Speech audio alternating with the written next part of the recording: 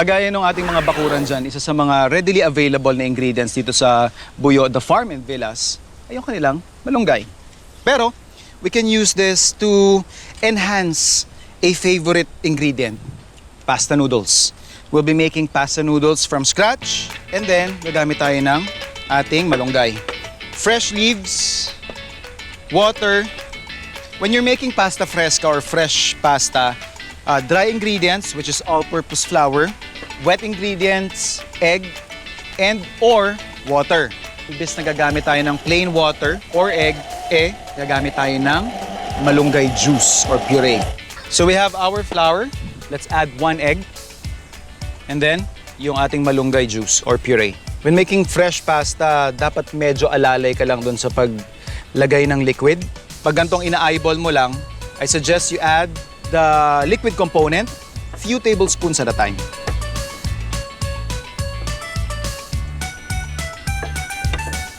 On a flat surface, dun na natin ininid yung ating pasta.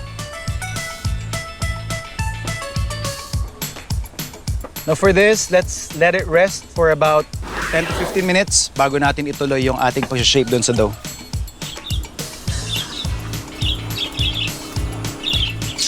Alright. So nakapag-rest na yung ating dough, pa-flatten na natin siya.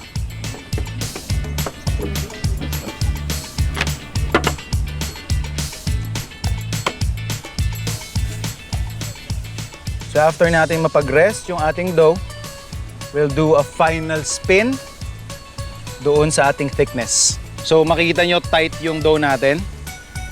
So ibig sabihin kapag nakikita ninyong kumakalas, yan o. Ibig sabihin numinipis siya lalo. There we go. So we have our desired thickness.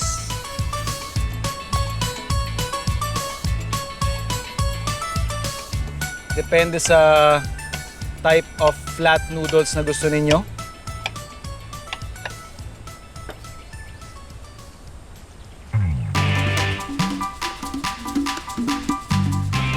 Then we have boiling water here, salt, and then yung ating fresh pasta.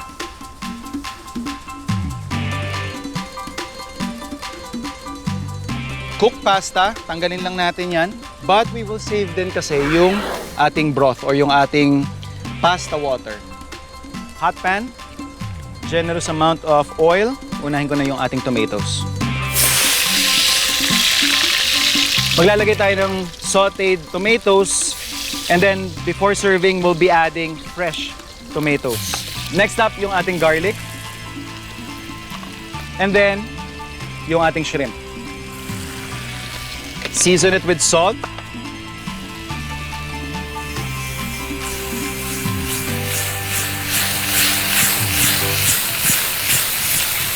Generous amount of pepper. And then finally, let's put back or toss in our pasta.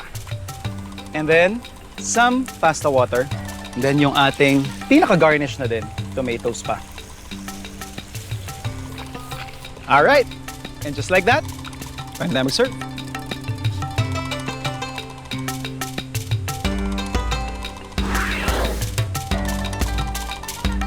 Please try niyo po. Sarap niya. Sarap.